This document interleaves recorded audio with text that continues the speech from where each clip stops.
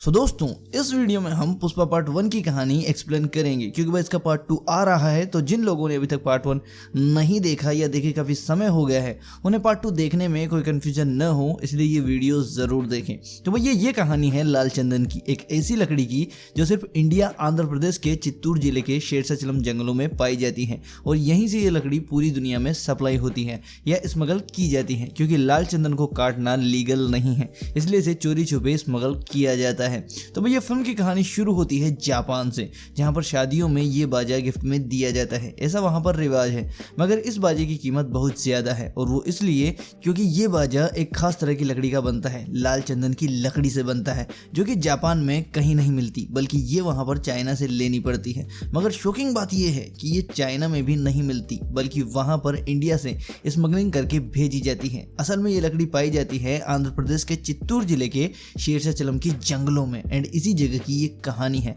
Pushpa part 1 की कहानी इसी जगह की है। तो यहाँ हमें पुष्पा नाम का एक कैरेक्टर दिखाया जाता है, जो कि गरीब मजदूर है, मगर उसका एटीट्यूड मालिकों वाला है। वो लकड़ी काटने के एक गोडाउन में काम करता है, जहाँ लंच के वक्त वो कुर्सी पर पैर रखकर मस्त चाय में पाव डुबाकर खाता रहता है। इसी वक्त यहाँ पर गोडाउन का मालिक आता है, जो कि पुष्पा के ऐसे बैठने से नाराज हो जाता है। जब मालिक का आदमी पुष्पा को तमीज से बैठने और मालिक को इज्जत देने की बात करता है, तो पुष्पा अपनी जॉब ये कहकर छोड़ देता है कि काम करने के पैसे मिलते हैं, इज्जत करने के नहीं।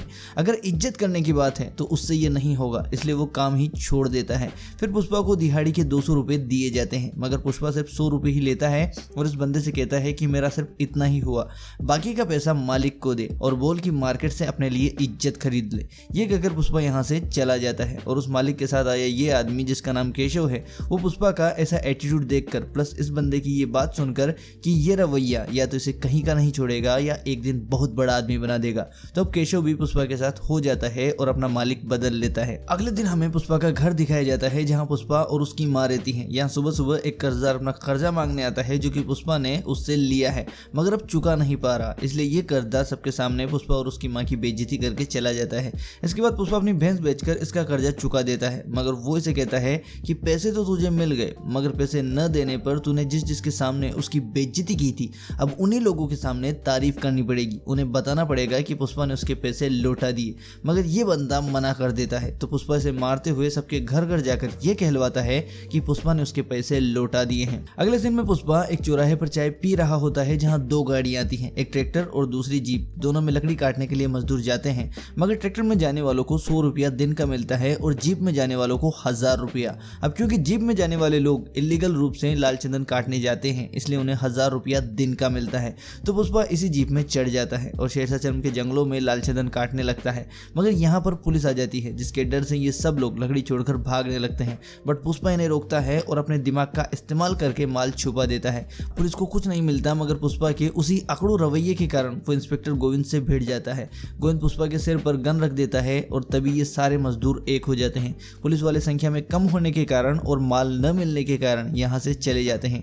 इसके बाद हमें थोड़ा पीछे का सीन दिखाया जाता है, जहाँ हमें पता चलता है कि पुष्पा ने माल कैसे और कहाँ छुपाया था। अगले दिन में सारे मजदूर लकड़ियों को तुलवाकर ट्रक में डालते हैं और अपना हिस्सा ले लेते हैं, मगर फिर यहीं पर इंस्पेक्टर गोविंद ढेर सारे पुलिस वाले लेकर आ जाता है। सब मजदूर डर जाते हैं, लेकिन पुष्पा इन पुलिस वालों पर पत्थर फेंकता है और फिर बाकी मजदूर भी ऐसा ही करते हैं। इसके बाद इंस्पेक्टर आसमान में फायर करता है, जिससे सब लोग डरकर भागने लगते हैं, लेकिन यहाँ पर पुष्पा लकड़ी का एक आखिरी टुकड़ा भी जमीन से उठाकर ट्रक में डालता है और रस्सी से लकड़ियों को बांधकर ट्रक को यहाँ से लेकर भाग जाता है। पुलिस उसका पीछा करती है, मगर पुष्पा बहुत आगे होता है और जंगल के रास्ते में पुलिस वालों को सिर्फ पुष्पा मिलता है, वो लकड़ियों से भरा ट्रक नहीं। पुलिस वाले पुष्पा को स्टेशन ले जाते हैं, जहां उसे जमकर पीटा जाता है। लकड़ियां मार मार कर पुलिस वालों के हाथों में छाले पड़ जाते हैं, मगर पुष्पा अपना मुंह नहीं खोलता। फिर गोविंद के पूछने पर कि ट्रक कहाँ है, तब पुष्पा कहता है कि बता दिया तो मालिक छोड़ेगा नहीं। फिर इंस्पेक्टर मालिक का नाम पूछता है, तब पुष्पा कहता है कि इस पूरे इलाके में उसका मालिक बनने की हिम्मत किसी में नहीं है, वो खुद ही उसका मालिक है। इसके बाद एक दूसरा इंस्पेक्टर आता है, जो कि पुष्पा से उसका नाम और बाप का नाम पूछता है, एंड यहाँ पर कहानी फ्लैशबैक में चली जाती है, जहाँ पर पुष्पा के बचपन में स्कूल में उसका नाम लिखवाते वक्त उसका बड़ा भाई, जो कि पुष्पा के पिता की पहली पत्नी का बड़ा बेटा है, वो पुष्पा को अपने बाप का नाम स्कूल में नहीं लिखने देता और ये कहता है कि वो एक नाजायज औलाद है। इसके बाद कहानी वापस प्रेजेंट में आती है, जहाँ पुष्पा को 2 हवलदार एक ढाबे पर लेकर आते हैं, एंड यहाँ पर एंट्री होती है 2 और कैरेक्टर्स की, जोली रेड्डी और जक्का रेड्डी। अब ये दोनों ही गोंडा रेड्डी के छोटे भाई हैं। अब गोंडा रेड्डी तो इसके बारे में बताया जाता है कि एक लोकल गैंग से बदला लेने के चक्कर में उसने 6 लोगों को मार गिराया और इसी लड़ाई में उसने अपना राइट हैंड खो दिया। एंड अब गोंडा रेड्डी अपना पूरा धंधा अपने उल्टे हाथ से ही संभालता है। तो गोंडा रेड्डी लालचंदन की तस्करी के सिंडिकेट का मेंबर है एंड उसका ये भाई जोली रेड्डी शराब और शबाब में ही बिजी रहता है। गोंडा रेड्डी का दूसरा भाई जक्का रेड्डी ही लगभग सारा काम संभालता है क्योंकि तीनों भाइयों में सबसे ज्यादा दिमाग उसी के पास है।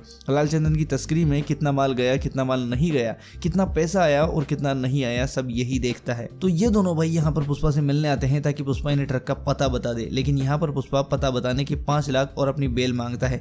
जक्का रेड्डी मान जाता है और ये लोग वैन में बैठकर जंगल जाते हैं जहाँ कुएं में लकड़ियों से भरा ट्रक मिलता है जिसे कि पुष्पा ने उसमें कूदा दिया था ताकि माल पुलिस के हाथ न लगे। अब यहाँ पर ट्रक को बाहर निकाल लिया जाता है और पुष्पा को उसके पैसे मिल जाते हैं, मगर वापस जाते समय जोली रेड्डी पुष्पा को अपने साथ नहीं लेकर जाता और किराए के पैसे फेंक कर कहता है कि ऑटो से आ जाना। अब यहाँ पर पुष्पा का भेजा घूमता है और केशव से पूछता है कि ऐसी गाड़ी कितने में आती होगी। केशव कहता है कि 5 लाख में तो आ जाएगी। तो पुष्पा उसे ऐसे ही लाल रंग की गाड़ी खरीद कर लाने को कहता है, मगर केशव कहता है कि भाऊ सारे पैसे की अगर गाड़ी खरीद लेंगे तो हम दोबारा गरीब हो जाएंगे और फिर गाड़ी में बैठकर मजदूरी पर जाते हुए अच्छे नहीं लगेंगे। लेकिन पुष्पा कहता है कि जब पास में फूटी कोड़ी नहीं थी तब भी गाड़ी से आए थे और अब इतने पैसे होने के बाद पैदल जाएंगे तो अच्छा नहीं लगेगा। फिर केशव गाड़ी लाता है, पुष्पा ये दोनों गांव में आते हैं और पुष्पा अपनी माँ को उस गाड़ी में बिठाकर अपने बड़े भाई के घर के सामने चक्कर लगाता है। एंड यहाँ से ये लोग गाड़ी लेकर गोंडा रेड्डी के घर जाते हैं जहाँ पर कि लालचंदन के तस्करों की या यूं कहूँ कि गोंडा रेड्डी के लोगों की मीटिंग चल रही होती है क्योंकि इंस्पेक्टर गोविंद इनका काफी माल पकड़ लेता है।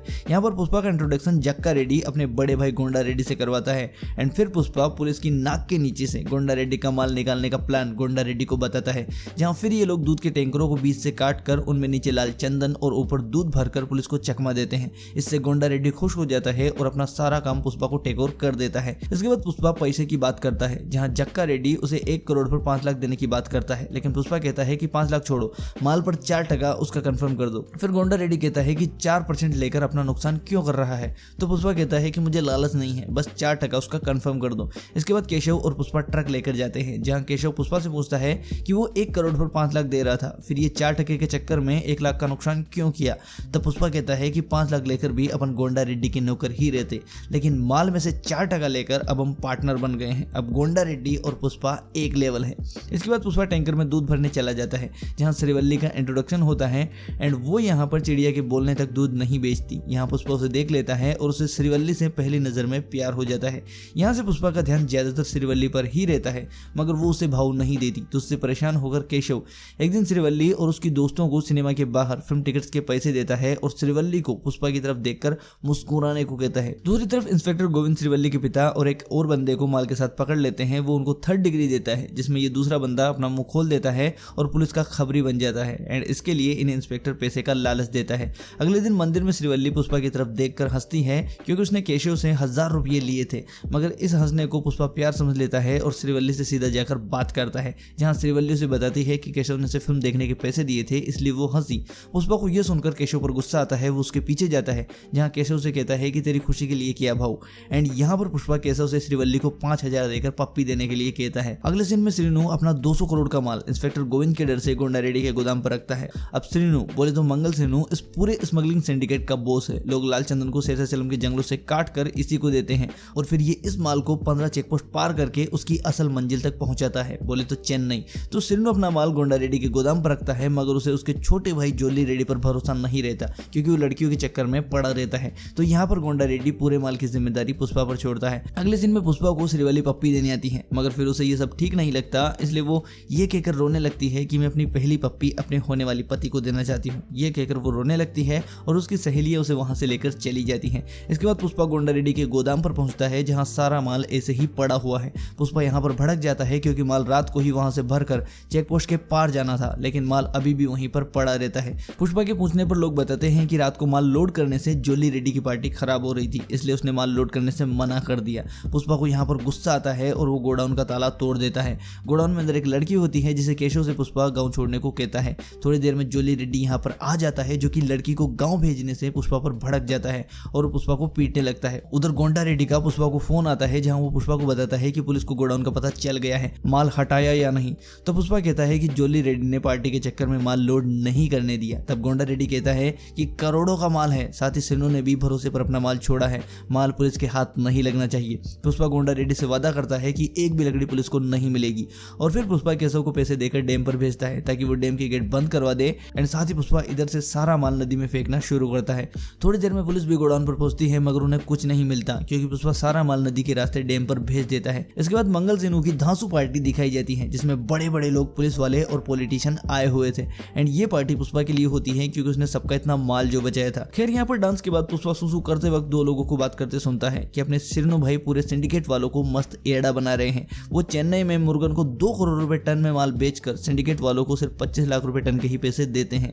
ये बात पुष्पा सुनकर गोंडा रेड्डी को बता देता है, जहां गोंडा रेड्डी पुष्पा को पैसे बढ़ाने की बात करने को कहता है मगर पुष्पा मना कर देता है। इसके बाद इसी पार्टी में केशव श्रीवल्ली के पिता से पुष्पा से उसकी शादी की बात करता है, जहां पुष्पा के खानदान के बारे में पूछने पर केशव पुष्पा को वेंकट मुलेटी का बेटा बताता है। श्रीवल्ली का बाप मान जाता है। अगले दिन पुष्पा श्रीवल्ली के घर जाता है। सब ठीक ही चल रहा होता है कि तभी पुष्पा का बड़ा भाई यहाँ पर आ जाता है और श्रीवल्ली के बाप को पुष्पा का राशन कार्ड दिखाता है जिसमें उसके नाम के पीछे बाप का नाम नहीं होता, सिर्फ पुष्पा लिखा होता है। साथ ही पुष्पा का बड़ा भाई यहाँ पर उसकी माँ को गलत बोलने लगता है जिससे गुस्से में पुष्पा उससे भिड़ जाता है और इस भगदड़ में पुष्पा की माँ को चोट लग जाती है। पुष्पा अपनी माँ को हॉस्पिटल लेकर जाता है और रास्ते में कहानी फ्लैशबैक में चली जाती है। फ्लैशबैक में हमें पुष्पा का बचपन दिखाया जाता है जहाँ उसके पिता की मौत हो जाती है मगर उसके पिता की पहली पत्नी का बड़ा बेटा पुष्पा और उसकी माँ को अंदर नहीं आने देता और बाहर से ही उन्हें भगा देता है। पुष्पा के बाल भी उसकी माँ ही काटती है। इसके बाद कहानी वापस प्रेजेंट में आती है जहाँ पुष्पा अपनी माँ के साथ हॉस्पिटल में होता है। फिर पुष्पा केशव को अपने बचपन की कहानी सुनाता है कि कैसे उसके बड़े भाई ने उससे उसका सब कुछ छीन लिया, उन्हें कैसे बेइज्जत किया, उनका सामान फेंक दिया और घर से भी निकाल फेंका। ये कहानी सुनाकर पुष्पा यहाँ पर कहता है कि आज तक मुझसे सब छीना ही गया है लेकिन आज के बाद अगर उससे किसी ने कुछ छीना तो वो चुप नहीं बैठेगा, फिर वो 10 रुपया हो या 10 करोड़ वो सबसे वसूलेगा। इसके बाद हमें मंगल सिन्हू का घर दिखाया जाता है जहाँ पुष्पा आता है एंड यहाँ पर मोर्गिस जो कि सिरनू का साला है वो एक बंदे को मार रहा होता है क्योंकि ये सिरनू से 1 टन का 25 की जगह 50 लाख रुपए मांग रहा था। तभी एमएलए का फोन आता है और वो सिरनू से इस बंदे को छोड़ने को कहता है मगर सिरनू कहता है कि उसे तो मैंने अभी टपका दिया, थोड़ा जल्दी फोन करना था। लेकिन सिरनू इस कॉल के बाद उस बंदे को मरवाता है। ये सब पुष्पा यहाँ पर देख लेता है और जब सिरनू उससे पूछता है कि पुष्पा कैसे आया तो पुष्पा कहता है कि 1 टन माल का 1 करोड़ चाहिए वरना चेन्नई में मुर्गन को डायरेक्ट माल बेच देगा। तभी मोर्गिस कहता है कि यहाँ पर ये 50 लाख मांगने आया था, देखा ना इसका क्या हाल हुआ, अब तू 1 करोड़ मांग रहा है तो सोच कि तेरा क्या हाल होगा। तभी पुष्पा कहता है कि हाँ मैं भी इधर 25 का 50 ही करवाने आया था लेकिन ये देखकर कि इधर कितना रिस्क है ये सोचकर भाव और बढ़ गया। अब अगर 1 टन का 1 करोड़ मिलेगा तभी उस श्रीनू को अपना माल देगा। ये कहकर पुष्पा यहाँ से चला जाता है। पीछे से मोर्गिस अपने जीजा को पुष्पा को टपकाने की बात करता है जहाँ श्रीनू कहता है कि अब आया कल जब वो यहाँ पर था तब क्या हुआ था तो मोर्गिस कहता है कि मुर्दा देखकर उसकी अकड़ कम नहीं हुई, ये देखकर मैं डर गया था। तभी पुष्पा वापस आ जाता है और सिरनू के फोन से चेन्नई मुर्गन को कॉल करता है एंड डायरेक्ट माल खरीदने को बोलता है। इतने में सिरनू के बाकी लोग पुष्पा पर हमला कर देते हैं मगर पुष्पा सबको पेल देता है और लास्ट में जाते जाते बोल कर जाता है कि पुष्पा नाम सुनकर फ्लावर समझे गया, फ्लावर नहीं फायर है मैं। इसके बाद हम चेन्नई में पुष्पा को एक पोर्ट पर देखते हैं जहाँ वो मुर्गन से मिलने आया है लेकिन मुर्गन किसी मीटिंग में बिजी रहता है तो पुष्पा उसके आदमी को सैंपल में लाल चंदन का टुकड़ा भेजता है और टपरी पर चाय पीने चला जाता है। थोड़ी देर में मुर्गन खुद उस टपरी पर आता है और पुष्पा को बोलता है कि ये सोना है सोना, जब उसने लाल चंदन का धंधा शुरू किया था तब ऐसा माल देखा था, तब का आज देखा है। एंड यहाँ पर हमें पता चलता है कि लाल चंदन और बेहतर क्वालिटी का गहरे जंगल में मिलता है जहाँ पर कि सिर्फ पुष्पा भाव जाता है। फिर यहाँ पर पुष्पा 5 ट्रकों में 10 टन माल लेकर आता है तो मुर्गन बोलता है कि ठीक है मैं मंगल सिरनू से बात करके रेट फिक्स करता हूँ तो निकल यहाँ से। तब पुष्पा बोलता है कि मंगल सिरनू को माल नहीं बेचना, तू डायरेक्ट खरीदता है तो ठीक है वरना रहने दे, वैसे भी मैं गोंडा रेड्डी का आदमी हूँ, गोंडा रेड्डी ने ही मेरे को यहाँ पर भेजा है। तो मुर्गन मान जाता है और गोंडा रेड्डी से बात करने को कहता है मगर पुष्पा कहता है कि पहले रेट फिक्स कर लेते हैं फिर जिससे बात करनी है करवा देंगे। पुष्पा मुर्गन से 1.5 करोड़ में डील फिक्स करता है और गोंडा रेड्डी इतना पैसा देखकर मान जाता है। वो सिरनू से दुश्मनी करने को तैयार हो जाता है और उसकी जगह डायरेक्ट माल मुर्गन को बेचता है। इसके बाद जोली रेड्डी श्रीवल्ली के बाप और उस आदमी को धोता है जिसने इंस्पेक्टर गोविंद को गोडाउन का पता बताया था। श्रीवल्ली का बाप बोलता है कि उसे इंस्पेक्टर ने पैसे का लालच दिया था तो उसने इसलिए मान लिया ताकि उन पैसों से वो अपनी बेटी की शादी करा सके। ये सब सुनकर जोली रेड्डी उससे कहता है कि तेरे को छोड़ दूंगा, बुला अपनी बेटी को। तभी श्रीवल्ली वहां पर आती है। जोली रेड्डी उसको साड़ी देकर कहता है कि रात को ये साड़ी पहनकर उसके पास आ और अपने बाप को लेकर जा। इसके बाद श्रीवल्ली तैयार होकर पुष्पा के पास जाती है जहां वो जोली रेड्डी और अपने बाप के बारे में उसे बताती है मगर पुष्पा को इससे कोई मतलब नहीं रहता। तब श्रीवल्ली उससे कहती है कि चाहे पहली पप्पी हो या पहली रात वो सिर्फ अपने पति के साथ गुजारना चाहती है और फिर वो पुष्पा से आज की रात उसके साथ गुजारने को कहती है। साथ ही वो ये भी बताती है कि उसकी मर्जी के बिना उसके बाबा ट्रक भी नहीं चलाते तो फिर क्या वो किसी को रिश्ता लेकर आने देते अगर वो नहीं चाहते जाती तो। यहाँ पर पुष्पा को लगता है, यानी कि यकीन हो जाता है कि श्रीवल्ली वाकई में उससे प्यार करती है और वो जोली रेड्डी को रगड़ डालता है एंड श्रीवल्ली के बाप को भी वहां से छुड़ा लेता है। साथ ही जोली रेड्डी को मर्द मर्द बोलकर चने के झाड़ पर चढ़ा देता है, जिससे वो किसी को नहीं बताता कि उसको किसने पेला है। हॉस्पिटल में भी गोंडा रेड्डी जोली रेड्डी से जब पूछता है कि उसे किसने मारा तो वो नहीं बताता। अगले दिन में पुष्पा और केशव पैसे गिनते गिनते जोली रेड्डी को धोने की बात कर रहे होते हैं कि तभी गोंडा रेड्डी वहां पर आ जाता है और अगले दिन तिरुपति जाकर पैसे लाने की बात करता है। साथ ही हवाले के नोट के बारे में भी कहता है, जो कि इन लोगों का कोड वर्ड है। इसके बाद गोंडा रेड्डी यहाँ से चला जाता है और फिर केशव पुष्पा से कहता है कि गोंडा रेड्डी ने कहीं हमारी जोली रेड्डी को धोने वाली बात सुन तो नहीं ली। तो पुष्पा कहता है कि नहीं सुनी होगी। इसके बाद पुष्पा श्रीवल्ली के साथ होता है, जहां वो उससे उसके लिए तिरुपति से कुछ लाने को कहता है। फिर पुष्पा गोंडा रेड्डी के साथ तिरुपति में एक ज्वेलर शॉप में हवाला का नोट दिखाकर पैसे का बैग ले लेता है और साथ ही श्रीवल्ली के लिए एक चेन लेकर निकल जाता है। चेन में केशव दिखाया जाता है, जो कि उसी जगह पर गाना गाते हुए पैसे गिन रहा होता है और तभी वहां पर एक लड़की दरवाजा खोलकर अंदर आती है झाड़ू लगाने, मगर वो भी वही गाना गाती हुई आती है जो कि केशव गा रहा था। तब केशव उससे पूछता है कि इतना धीरे में गा रहा था, फिर भी तुझे आवाज कैसे सुनाई दी? तब वो कहती है कि तू कितना भी धीरे गा, बाहर तो आवाज आती ही है। उस दिन भी जब तुम और पुष्पा जोली रेड्डी को कूटने की बात कर रहे थे, तब भी मैं और गोंडा भैया सब सुन रहे थे। एंड तभी केशव पुष्पा को पेजर पर मैसेज भिजवाता है जिसमें लिखा आता है डेंजर। पुष्पा समझ जाता है और वो पीछे देखता है तो वहां पर एक वैन आ रही होती है। तभी पुष्पा का मुंह ढक दिया जाता है और एक गड्ढा करके उसे उसमें डाल दिया जाता है। एंड गोंडा रेड्डी पुष्पा पर निशाना लगाता है कि तभी मंगल सिन्हो का साला मोर्गिस और उसके लोग गोली चलाकर गोंडा रेड्डी को टपका देते हैं। दोनों गैंग्स में गन्स चलने लगती हैं और एक बंदा पैसे का बैग लेकर, जो कि ये लोग तिरुपति से लाए थे, उसे लेकर जंगल में भाग जाता है, जहां पुष्पा उसका पीछा करता है और बैग अपने पास ले लेता है। फिर वो बैग केशव को देकर, जो कि वहां पर आ जाता है, फिर पुष्पा जक्का रेड्डी को बचाने निकल जाता है, जहां वो मोर्गिस को पकड़ लेता है। तभी सिन्नू का फोन आता है कि पुष्पा उसके साले को कुछ न करे, बदले में उसे जो रेट चाहिए ले ले, मगर मोर्गिस को छोड़ दे। तब पुष्पा कहता है कि थोड़ा लेट हो गए भाई, मोर्गिस को तो मैं अभी टपका दिया। और फिर पुष्पा मोर्गिस के सिर पर गोली मारता है। फिर ये लोग गोंडा रेड्डी और मोर्गिस की लाश लेकर गोंडा रेड्डी के घर जाते हैं, जहां गोंडा रेड्डी की लाश पर फूल चढ़ाने एमएलए आता है। साथ ही वो सिन्नू को भी वहां पर बुलाता है ताकि एमएलए साहब सिंडिकेट के लोगों का लफड़ा शांत कर सके। यहाँ पर पुष्पा एमएलए के सामने पैसे का गल्ला कर देता है और उसको बताता है कि कैसे सिन्नू बाकी सिंडिकेट वालों को सिर्फ टन का 25 लाख देता है, जबकि वो इसी माल का चेन्नई में मुर्गन से 2 करोड़ लेता है। पुष्पा यहाँ पर एमएलए को पूरा प्लान समझाता है कि लाल चंदन के खरीदार कैसे से खरीदने के लिए मर रहे हैं और अगर वो मार्केट में कंपटीशन बनाते हैं तो इसी माल का टन का 3 करोड़ भी मिल सकता है। ये सब प्लान सुनकर एमएलए खुश हो जाता है और उस सिंडिकेट का बॉस पुष्पा को बना देता है, जहां से अब पूरे सिंडिकेट के लोग पुष्पा को ही अपना माल देंगे और फिर पुष्पा इस माल को आगे पहुंचाएगा। पुष्पा ऐसा ही करता है और सिंडिकेट के लोगों को भर भर कर पैसा देता है। एमएलए भी खुश हो जाता है और बाकी सिंडिकेट के मेंबर भी। लेकिन ऐसे में मंगल सिन्नू की बीवी दक्षा अपने भाई मोर्गिस की मौत का बदला लेने के लिए अपने ही पति की गर्दन पर ब्लेड घुमा देती है, क्योंकि सिन्नू बदला लेने की जगह आराम से सो रहा होता है।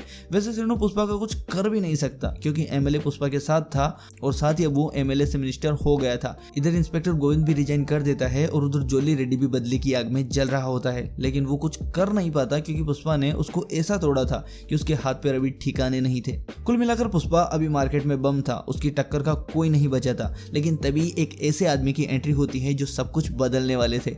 हरियाणा से ट्रांसफर लेकर आए थे अपने भंवर सिंह शेखावत। ये जंगल में कुछ गांजा सप्लायर्स को पकड़ते हैं और खुद उस गांजे को फूंकने के बाद सोने के लिए गाड़ी की सीट टेढ़ी करते हैं, मगर सप्लायर्स ज्यादा थे तो दिक्कत आ रही थी, इसलिए इन्होंने वहीं पर 2 बंदों को तो निपटा डाला। खैर उधर श्रीवल्ली से पुष्पा की शादी पक्की हो जाती है, लेकिन नए एसपी के आने की खबर सुनकर पुष्पा उससे मिलने और शादी का कार्ड देने पुलिस स्टेशन पहुंच जाता है। यहाँ पर पुष्पा भंवर सिंह का नाम थोड़ा ऊंचा नीचा पड़ता है, जिससे वो नाराज हो जाता है और पुष्पा के दिए 1 करोड़ को गिनने लगता है। पूरे पैसे गिनकर कुछ कम है बोलता है तो पुष्पा के लोग उसे दोबारा गिनने लग जाते हैं। तभी भंवर सिंह अपनी शर्ट के लेबल की बात करता है और पुष्पा से उसके बाप और सरनेम के बारे में पूछकर उसकी बेइज्जती करना शुरू करता है। साथ ही वो पुष्पा को हथकड़ी लगा देता है एंड उसकी शादी के बारे में भी उल्टा सीधा बोलता है। तभी पुष्पा अपनी मुट्ठी भींच लेता है और भंवर सिंह उसकी मुट्ठी पर गन रखता है एंड फिर पुष्पा भंवर सिंह को सर कहकर बोलाता है और फिर शेखावत बोलता है कि अब हुई कमी पूरी। पैसे की कमी नहीं, इज्जत की कमी थी पुष्पा। वो पुष्पा की हथकड़ी खोल देता है, पुष्पा चला जाता है और उसके बाद पुष्पा शेखावत के इशारों पर ही नाचने लगता है। वो जैसा बोलता है, जितना बोलता है और जब बोलता है, पुष्पा उसको पैसे भेज देता है।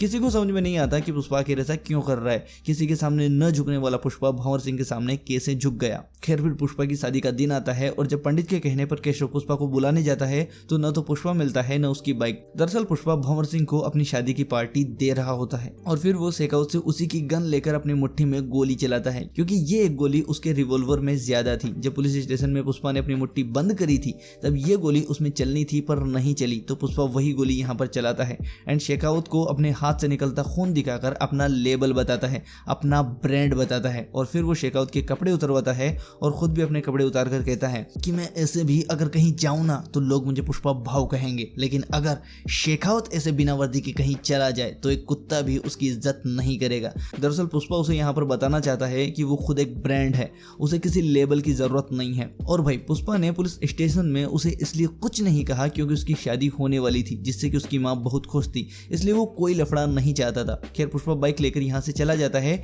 शादी के मंडप पर, जहाँ सब उसका इंतजार कर रहे होते हैं एंड इधर शेखावत भी बिना कपड़े पहने ही पैदल घर चला जाता है, जहाँ उस पर कुत्ता भौंकने लगता है क्योंकि बिना वर्दी की वो उसे पहचान नहीं पा रहा था। तो शेखावत कुत्ते को गोली मार देता है एंड फिर वो पैसे से भरा हुआ बैग मंगाता है जो कि उसे पुष्पा ने दिया था और फिर वो उन पैसों को आग लगा देता है एंड यहाँ पर सेकंड इंटरवल आकर फिल्म खत्म हो जाती है और इसका पार्ट 2 अनाउंस होता है। ये थी पुष्पा पार्ट 1 की स्टोरी एक्सप्लेनेशन। अगर आपको वीडियो बढ़िया लगी हो तो आप चैनल को सब्सक्राइब